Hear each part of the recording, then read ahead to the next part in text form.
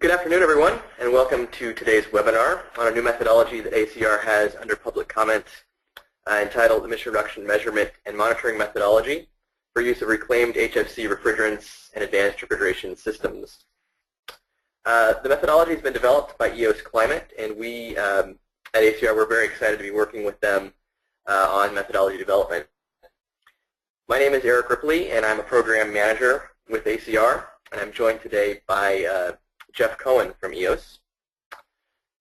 This is an opportunity for you to learn about the methodology and to ask any questions that you may have. But I also want to encourage you to submit public comment on the methodology. This is an iterative process, and we're looking to improve the methodology. So written public comment helps us to do that.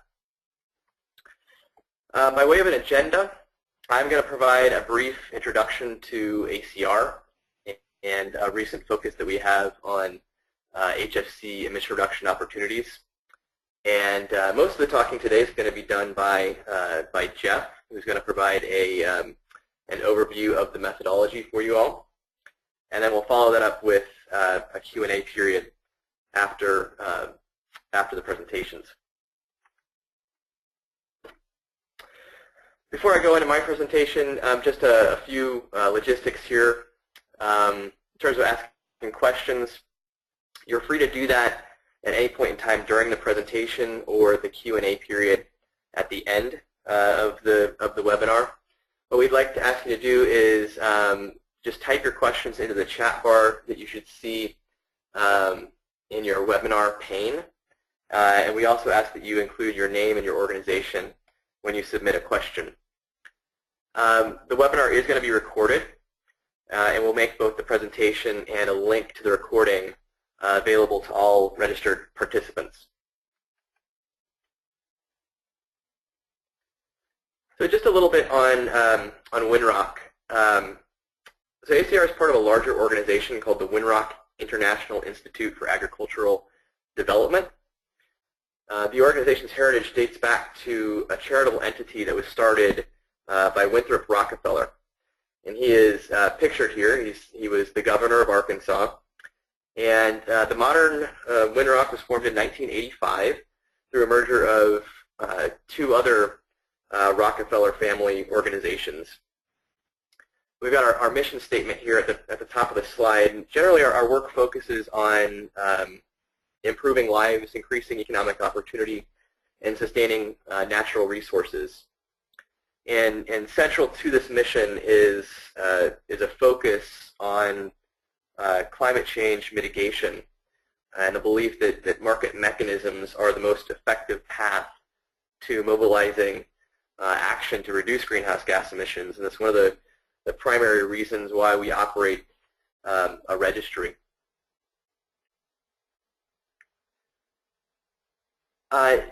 ACR itself, we operate in two spheres. We operate a voluntary market platform where the methodology we're discussing today will be housed. And we also operate a compliance program. So we were founded in 1996 as the first private voluntary greenhouse gas registry in the United States. And to date, we've issued over 45 million tons of carbon dioxide equivalent emission reductions. Within both the voluntary and compliance context, we have a variety of roles that we play. First, we develop and approve carbon offset accounting standards and methodologies. We oversee the independent verification and validation on the voluntary side by accredited validation and verification bodies.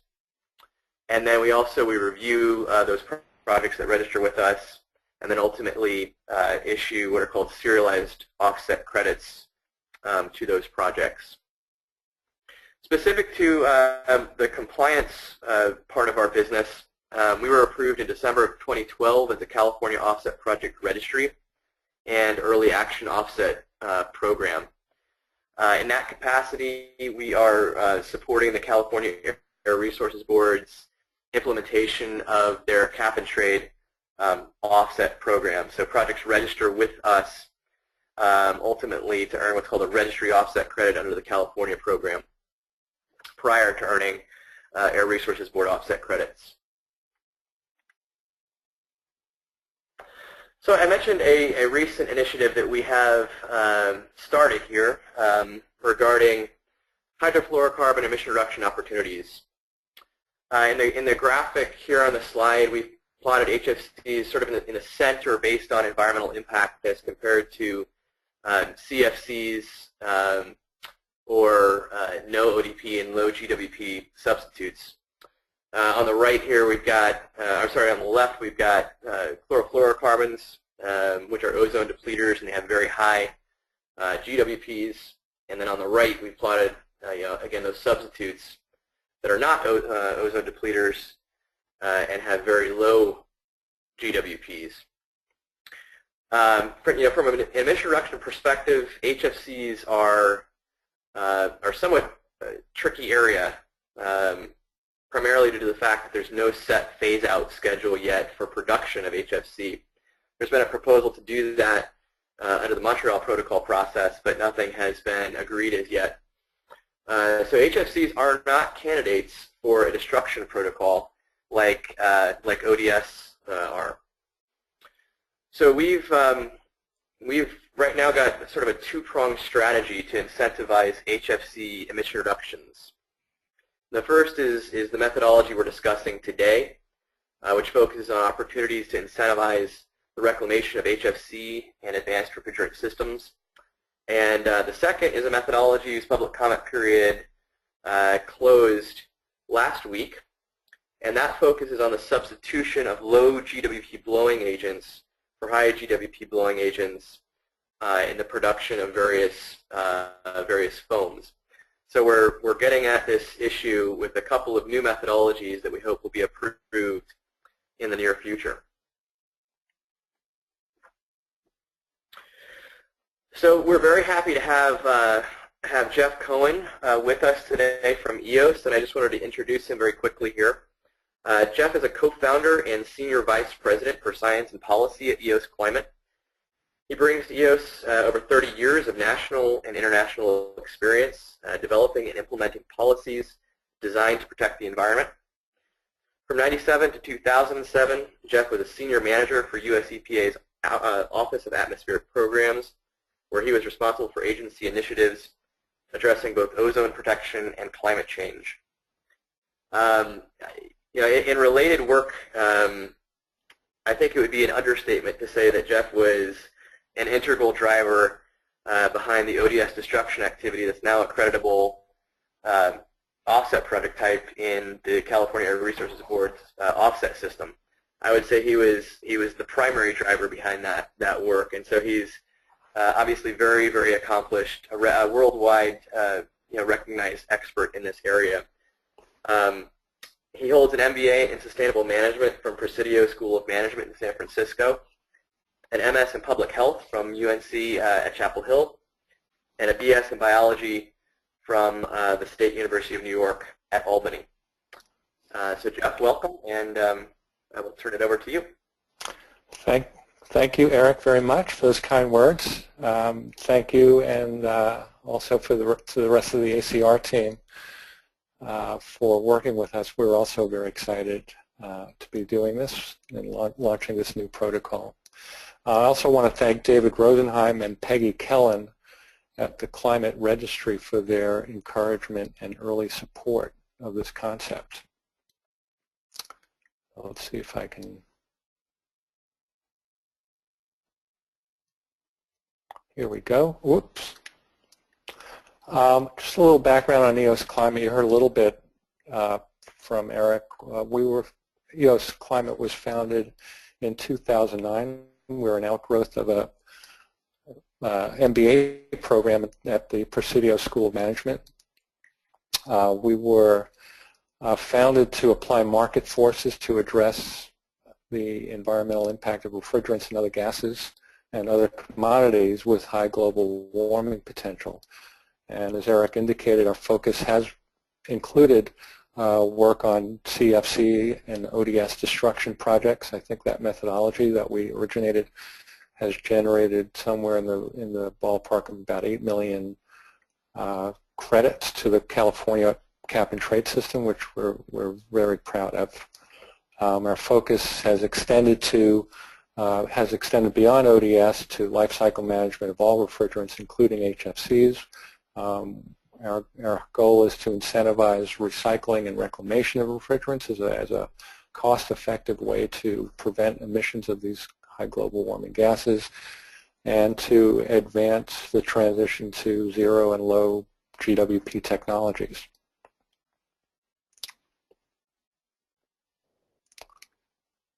Got a light trigger here. Okay. So fluorochemicals, as you probably all know, are very important in many sectors of the economy, not just refrigeration, but examples are semiconductors, electricity transmission, building and appliance insulation, which is critical for energy efficiency, fire suppression. It's a long list, and we're literally surrounded by products and materials and services that fluorochemicals provide. Refrigerants are pervasive across the economy as well. They are important for keeping our food cold in warehouses during transport of the food, and at the corner store or in supermarkets, and obviously in the kitchen as well.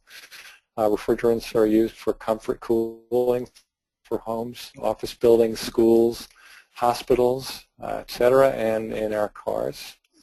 And refrigerants also very important in a lot of different industrial and commercial applications, not just food manufacturing and processing, but pharmaceutical and chemical production, oil refining, aerospace and defense technologies, data servers, and ice rinks. So Eric covered this a little bit, the transition that we've experienced over the last couple decades from CFCs and now HFCs and going beyond HFCs into alternatives. Hydrofluorocarbons, HFCs, were developed as ozone-friendly substitutes when CFCs and HCFCs were being phased out under the Montreal Protocol. And as Eric mentioned, although they're safe for stratospheric ozone, HFCs like CFCs and HCFCs are very powerful greenhouse gases when released to the atmosphere, and that's an important thing to keep in mind. Pound for pound, HFCs have global warming potentials, as you could see, hundreds to thousands of times higher than carbon dioxide.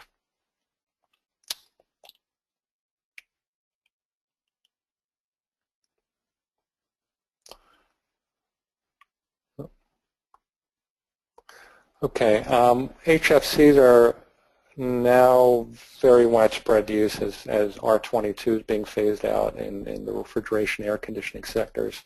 They're also used in foam insulation, solvent cleaning, aerosol products, and fire suppression, and they've been identified as the fastest growing greenhouse gas in much of the world, especially in developing countries where demand for refrigeration and air conditioning is rapidly increasing.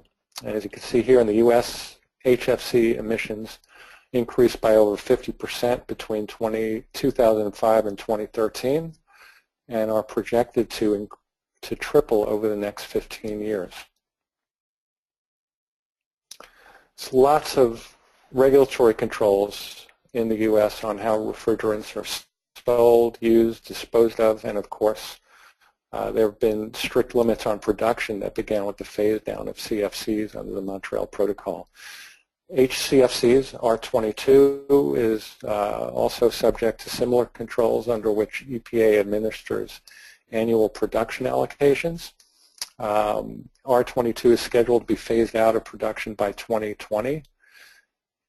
And EPA has also established regulations under Section 608 of the Clean Air Act pertaining to detection and repair of refrigerant leaks from commercial and industrial equipment, how refrigerants are handled during sale, servicing, and disposal at equipment end of life.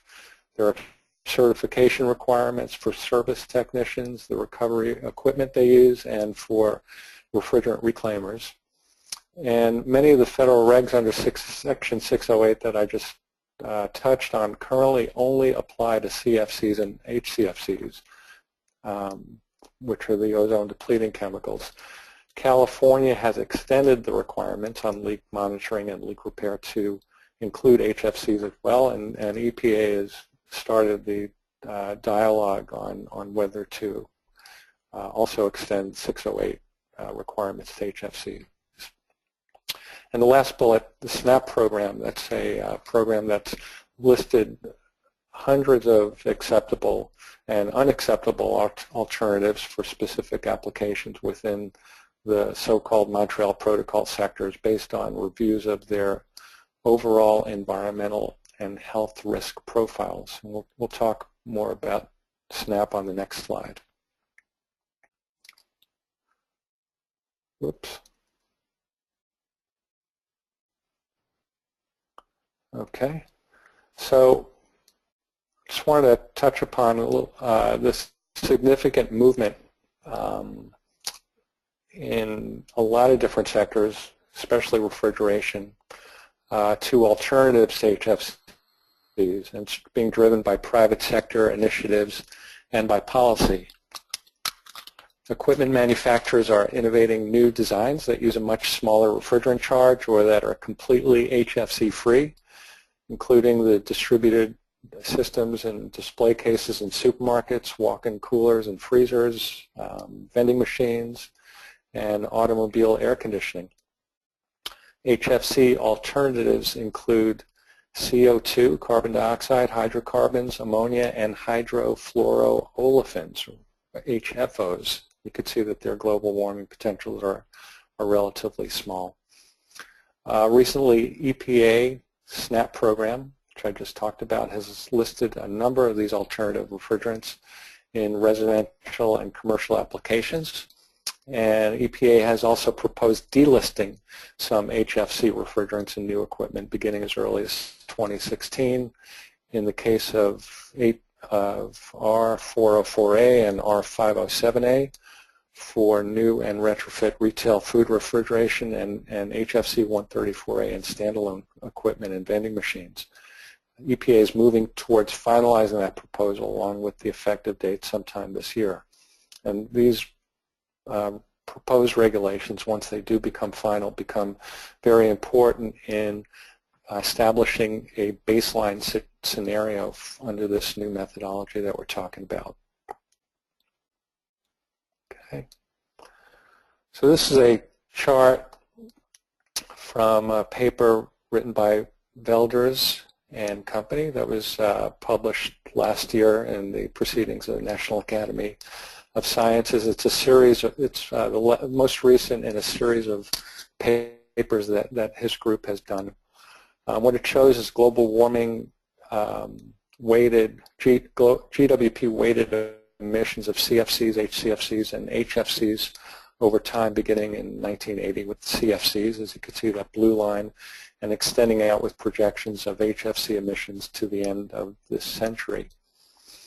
Estimates of future HFC emissions depict different regulatory scenarios, including business as usual, which is no control, which is what we're under right now, current consumption rate, which is that yellow curve off to the right, and a range of potential phase-out deadlines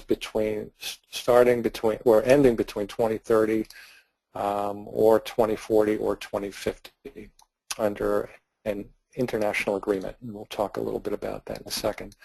So based on projections by Velders here, even you could see even with a global production in 2040, and that's where that arrow points to, that orange curve, cumulative HFC emissions through 2050 would still exceed 50 billion metric tons of carbon dioxide equivalent. It's a lot of tons that would be emitted even under a phase-out schedule, and that's why we're looking at ways to reduce emissions in the near term and not wait that long. And if you question how that could possibly be if we're phasing out HFC production over the next 5, 10, 20 years and the emissions are still happening. That's because we have a very large installed base of equipment that's already dependent on HFCs that will continue to be in operation for a number of decades. And keep in mind, this is a global scenario, global projections. Just as a reminder, virtually all production of CFCs ended in 1995 in the U.S., and 20 years later, there's still CFC-based refrigeration and air conditioning equipment that was manufactured in that era that continues to operate. And those are the targets for our ODS destruction projects, where we recover CFCs from still operating equipment. And also another qualifier here, these projections include emissions from all HFC applications, not just refrigeration, air conditioning. It includes foam, solvents, aerosols, and fire suppression. But refrigeration and air conditioning typically accounts for the majority of the emissions. Okay. All right, so a lot of background, but I wanted to give you some context before we talk about the methodology. And just very quickly, the methodology has two components. It addresses two issues. The first is certified reclaimed HFC refrigerant and credits that would be issued by using reclaimed HFC refrigerant. There's little incentive today for recovery and reuse of reclaimed HFC refrigerant, and the methodology would recognize the emission reductions associated with that. And the second component of the methodology is crediting deployment, installation of refrigeration systems in commercial retail applications that use zero or low GWP technologies. And we'll talk a little bit about the adoption rate currently of advanced GWP systems in the U.S. There's a lot of alternatives that we talked about. SNAP has listed a number of acceptable HFC-free alternatives, but the adoption rate is still very slow. Okay, so let's go to the next slide. Here we go. So the schematic shows two scenarios. One on top, the business as usual or baseline scenario for how refrigerants are currently used across their life cycle, very simplistic, and then a scenario in which there is increased recycling and of reclaimed HFC refrigerant. So the top shows that the majority, well, under either scenario, the majority of refrigerant emissions occur from leaks from working refrigeration and air conditioning systems, and from the charging, servicing, disposal of air conditioning and refrigeration units. Under normal operating conditions, depending on the type of equipment and the location and how it is maintained, on average between 1 and 50% of the refrigerant in air conditioning and refrigeration systems can leak each year. That's quite a range, but on average, it's still a fairly high rate for certain types of technologies. Even with active leak detection and aggressive maintenance efforts, it is difficult to eliminate leaks completely. So to maintain proper performance, leaky equipment and systems require periodic servicing to replace the lost refrigerant. So today, that equipment would usually be recharged with virgin or newly produced, never previously used HFC refrigerant. And our thesis or our proposal here is that this doesn't have to be the case in all situations. An alternative approach would be to recover refrigerants from end-of-life equipment and reuse them to service existing equipment or even to charge newly manufactured equipment and systems. Today, only a small percentage of refrigerants are recovered, which we'll talk about in a minute, and after recovery, where they're reclaimed and reused. How this is done technically, it's pretty straightforward. Refrigerants are unique, and once that they are used, they can be recovered and processed to remove impurities like oil and water cost effectively and reused with no compromise in performance. Reclamation restores refrigerants back to virgin grade quality and purity. There are standards, technical standards that the industry has established that ensures that these refrigerants meet the highest level of purity. So reusing refrigerant reduces the need to produce new HFC refrigerant that would otherwise have to be manufactured to meet demand. And thus you're reducing the total amount of HFCs that reach the atmosphere.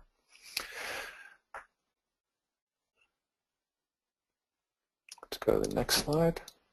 There we go. Whoops.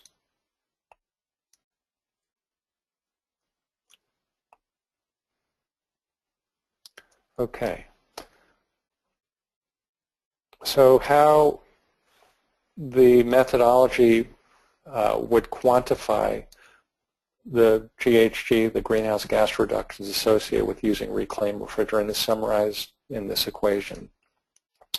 Baseline emissions in year Y would equal, and you could read it here. It's a sum of it's a product of the quantity of virgin HFC refrigerant used in the baseline scenario to recharge equipment in that year.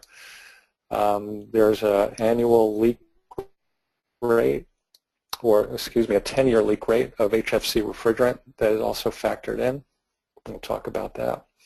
Obviously the GWP of that particular HFC refrigerant, and we also include a factor to account for baseline refrigerant reclamation that's already happening anyway.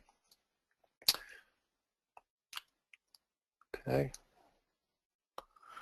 So let's get into some of the important parameters in that equation. Quantity of virgin HFC used in the baseline, that is equated to the quantity of reclaimed HFC refrigerant. Obviously, you don't know what the quantity of virgin HFC refrigerant that is being displaced by using the reclaim, but we are using to calculate that quantity, the amount of HFC refrigerant that is actually reclaimed, and that is, when I say actually, it's monitored, it's weighed, it has to be tracked on its point of origin.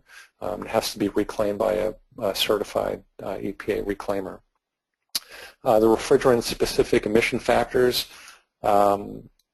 include the annual leak rates, which are used to calculate the 10-year loss rate. The 10-year period is the crediting period that ACR uses for its various greenhouse gas methodologies. So we use that format in this methodology as well.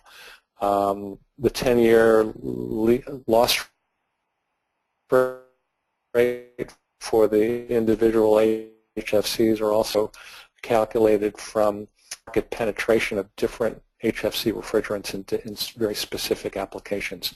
Same approach was used in the EOS destruction protocol, and what that allows is a very standardized method to calculate the emission reductions associated with specific HFC refrigerants. So you don't have to monitor where the refrigerants wind up in the economy downstream, which would make for a very onerous and complicated methodology to implement. This is a way to simplify using default assumptions, and the data that we're using are derived from the EPA vintaging model as well as IPCC and Montreal Protocol TEEP reports.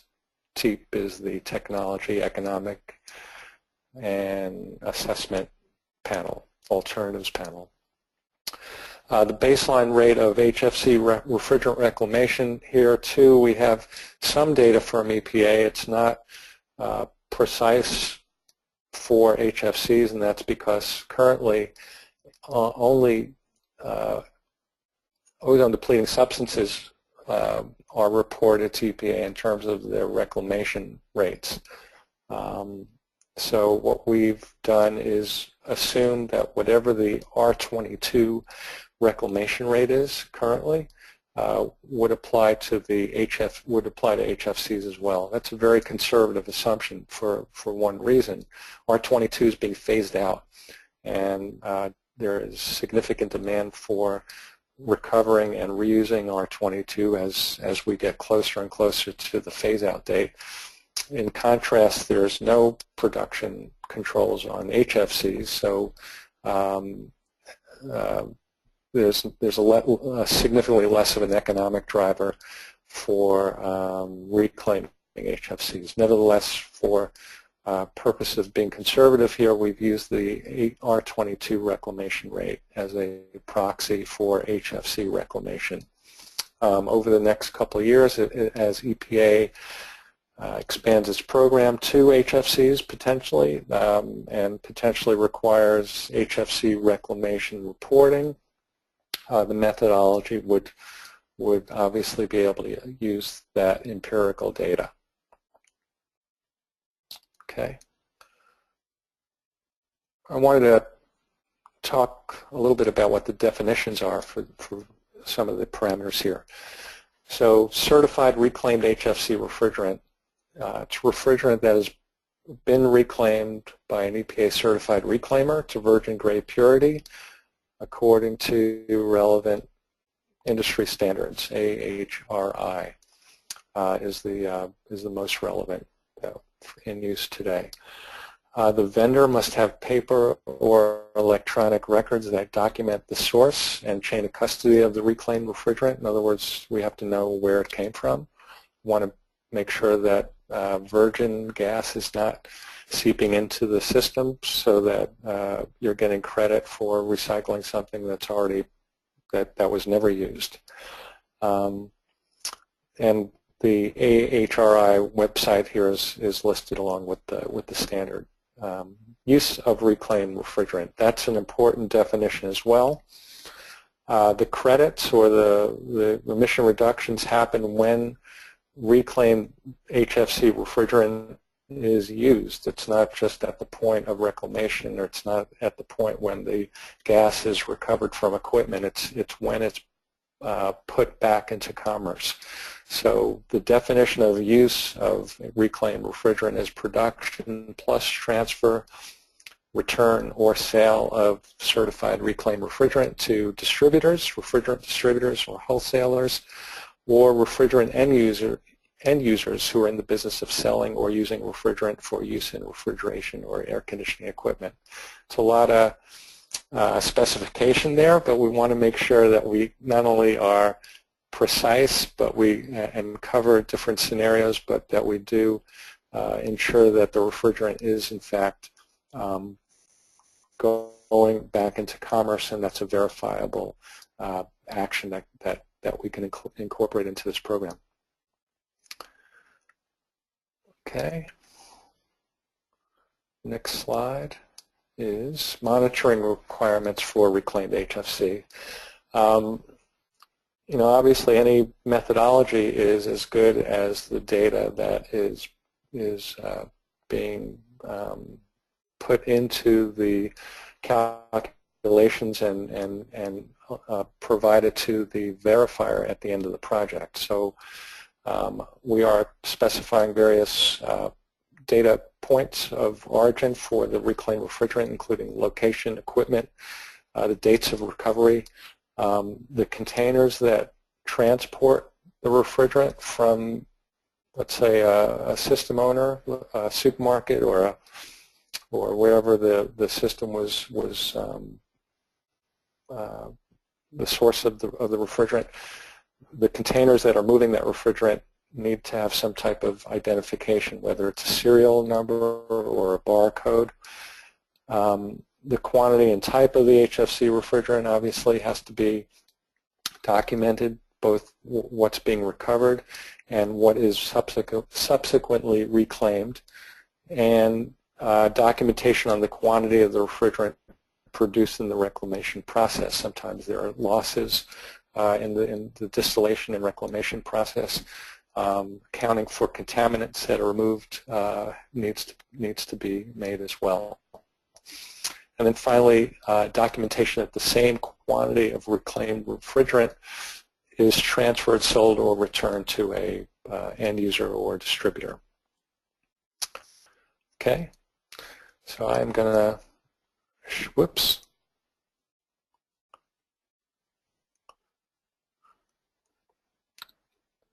Shift gears here to the second part of the methodology, which deals with commercial refrigeration systems. And looks like my mouse is a little jumpy here. I apologize for that. So I mentioned the alternative refrigerants and technologies that EPA has approved that are becoming more popular in different sectors.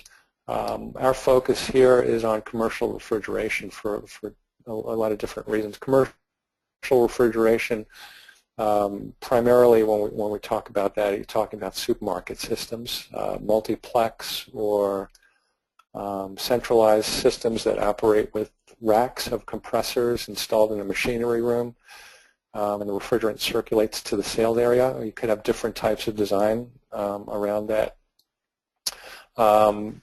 Of the approximately 35,000 supermarkets in the U.S., a very small percentage were certified by EPA's Green Chill partnership at the level of a platinum level, let's say, as having an advanced system with low or zero GWP. So although there are alternatives out there, there's fairly small adoption rate of the more advanced systems, and that's what this methodology is aiming to do, and to try to recognize efforts by the supermarket industry to deploy those types of systems. Commercial refrigeration also includes smaller units like reach-in coolers or other standalone equipment, condensing units, which are used to cool display cases in convenience stores or walk-in storage room. So there's a variety of different types of commercial refrigeration systems, all of which would be covered under this methodology. And the quantification, the equation that you see here is fairly straightforward. It's simply the quantity of the baseline emissions, BE, is the quantity of refrigerant in the baseline system. Again, the 10-year loss of the refrigerant. The baseline refrigerant is in the table below. The global warming potential and the lifetime of the equipment. And the default assumptions in this current draft, and we're obviously very keen on getting input from the public on all of these things, but this is a great example of an area that we would love expert input on. We've made some fairly simplistic assumptions based on technical literature, EPA materials, what's in the Montreal Protocol, Refrigeration Technical Options Committee reports, and you know, whatever's out there. But as the industry evolves, you know, and it's a dynamic industry, we want to make sure that the methodology is current. But for now, we're assuming the baseline refrigerant charge of about 3,500 pounds. That's for a Lex system. We're assuming that the baseline refrigerant is R407C, and that's because that is the HFC refrigerant that is not on the EPA SNAP proposed list for delisting.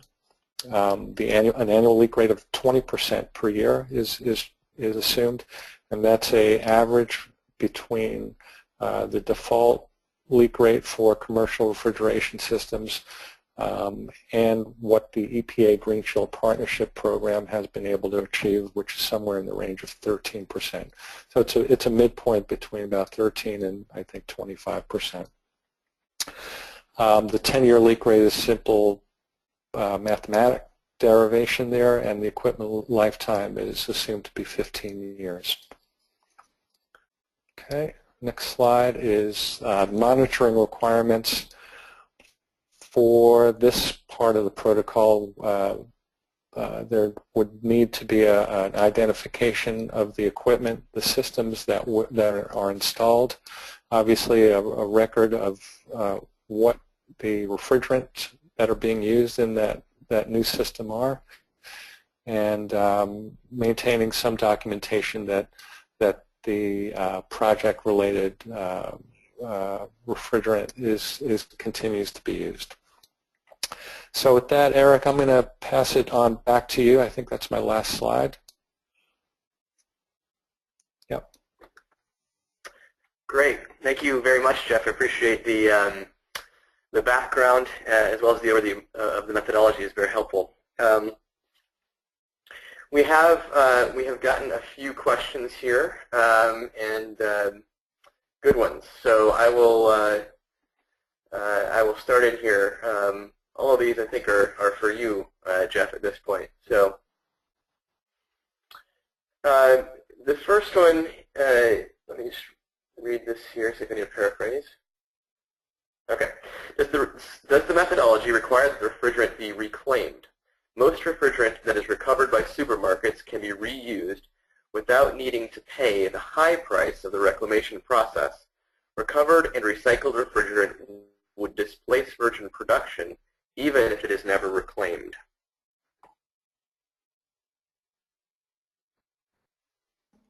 Absolutely. The current version of this methodology does require reclamation for a number of reasons, mainly because of the need to verify the source of the point of origin. However, it's possible that we could expand the methodology to encompass simply recycling. I think what that question refers to is when you just recycle refrigerant, which is legal. But we wanted to use a very high bar here. There's some questions about when refrigerant is simply recycled, that the equipment performance may not be optimal because of contaminants that may not be removed at the point of use, but that's something that I think we want to look at in the public and working group phase. Mm-hmm. Okay. Okay, second question here. Okay, so the project activity doesn't displace virgin production if the reclaimed refrigerant sits at a wholesaler. Why doesn't the project activity start at the point or include the point the reclaimed refrigerant enters into use? The point of credit generation or issuance would be when the reclaimed refrigerant goes back into commerce. Right. It's going to be really hard to measure when the refrigerant is actually used. So if I'm understanding the question right, I think it would be when if it goes to a wholesaler, the assumption is that wholesaler is not going to stockpile it indefinitely. You know, they're buying refrigerant to push it out to the market. So I think a transfer to a wholesaler or a distributor would be a realistic proxy for getting back into commerce. And if I misunderstood the question, I apologize. No, that was accurate. Yeah, just a little bit more on that. You know, to expand on what Jeff said, this is addressed in section 1.3 of the methodology under something called applicability conditions. And the full sort of term that we use here is the reclamation and use of certified reclaimed HFC refrigerants. And then we go on to describe exactly what reclamation and use means. And you know, the assumptions Jeff just mentioned are exactly what sort of the proxy for the refrigerant being used. Okay, next question here. Why are you using 407C as the baseline refrigerant. It is rarely used in commercial refrigeration. A little bit more background here from this questioner. 407A is also not on the EPA's delisting plan. About 95% of stores that use 407 series refrigerant use 407A. Yeah. Well, again, that, as I mentioned, we want input on that, but the obviously 404A is way more prevalent, but it's on the if I can use the term, the hit list for EPA right now. So we're not going to assume that will be a baseline. Jeff, the question actually said 407A is also not on EPA's delisting plan. We'll have to check on that. Okay. And that was the end of the last question there. So I think Jeff, you did a great job in explaining the methodology. Not too many questions we got in there. So I did want to just again remind everyone that the public comment period for the methodology closes on April 15th, 2015. And if you would like to submit written public comment, please do so via this email address that you see on the screen, which is acr@winrock.org. And so we will, as Jeff mentioned, we are looking for feedback here. There's areas of the methodology that we would like to receive input on. So please do that. One more question actually came in, Jeff, as I was talking there. So we have a little bit more time here. So let me just read through this one.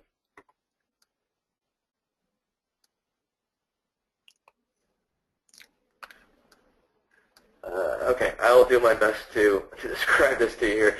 Equation 1, second problem, VR quantity as in section 3.1.1 refers back to the right column in table 10. And the right column in table 10 is also AL HFC sub J sub I. So effectively the equation 1 contains the square of the 10-year emission rate. What could that physically represent? This may be one that we need to do a little research on and get back to the questioner. Yeah, it's hard to follow that one. While we were getting that one, I did confirm that, like the commenter just said, 407A is not on the EPA hit list. That's right, and it's got a slightly higher GWP, 2100, 2107, something like that. So yeah, it's absolutely. Like I said, we want input from folks with expertise from the industry to tell us what they think an accurate baseline scenario would be. So yes, very much appreciate that input. Okay, great. One more here. How soon after the end of the comment period do you think the protocol will be finalized? I can take a crack at that. So this comment period is about a month long. Obviously ending on April 15th. Our methodology development process at ACR includes as a next phase a process that we call the scientific peer review. That's a blind peer review process where we will assemble experts in the field. A lot of times that is the peer review panels are comprised of academics that are looking at the methodology primarily from a quantification perspective, certainly monitoring and things like that. But a lot of the sort of greenhouse gas specific or greenhouse gas accounting issues we tend to handle ourselves. Those are dictated by our standard. So this is a deep dive into the methodology from a scientific perspective, again looking at quantification. That process usually takes, realistically on the short end, we're looking at an 8 to 10 week process there. It varies, but I would expect this methodology to be approved. I'm knocking on wood as I say this, but within 3 months or so of the close of the public comment period. So maybe sometime in late summer or something like that. But I can't give it a definite answer because we do have this peer review process that's iterative as well.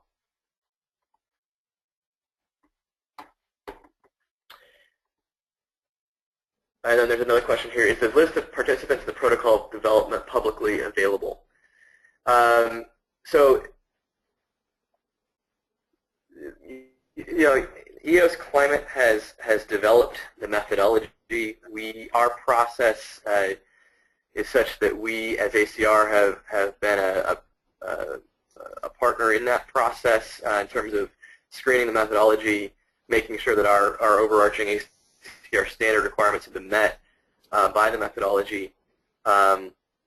We rely on these processes, these public input processes here in the public comment period, as well as the peer review process, which makes up the sort of 3-stage methodology development process that we employ. So it's different than other registries that have more of sort of a work group process, if you will. So in terms of publicly available list of participants, the peer review process is blind, so it functions very much like an academic process in terms of publication for journal articles and things like that. It's not something that we publish at the end of the day, but certainly public comment and the people that provide public comment, that is made public. And then obviously from the standpoint of methodology development, it's EOS Climate that is primarily responsible for that.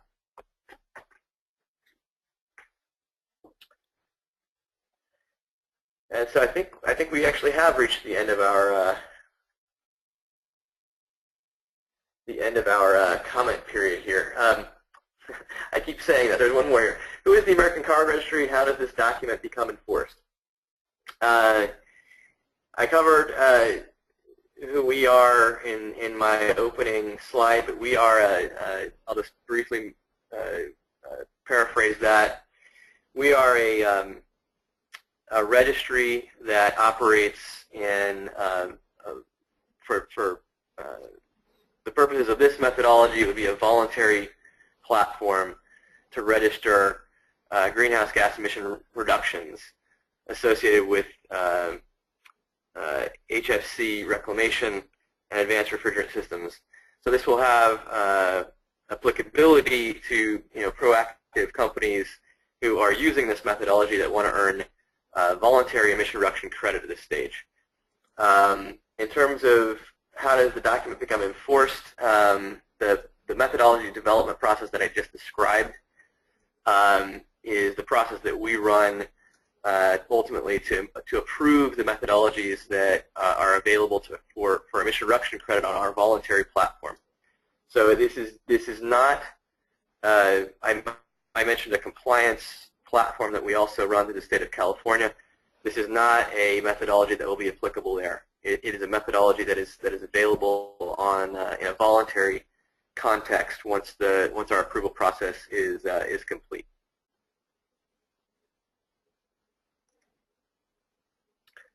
So I think with that we are finally done. So I did want to thank you very much, participants, for your time, your attention, your questions. And again, if you do have additional comment that you'd like to make on the methodology, please do so via this email address here, acr@winrock.org. That comment period is open until April 15th, 2015. So with that, I enjoy the rest of Eric, everyone. Yeah, just one quick note. I really appreciate everything that you've been doing to organize this and everybody who's been paying attention. When we do get comments, one of the questions that came in today on whether we can credit recycling, I would encourage whoever is interested in that to help us understand how the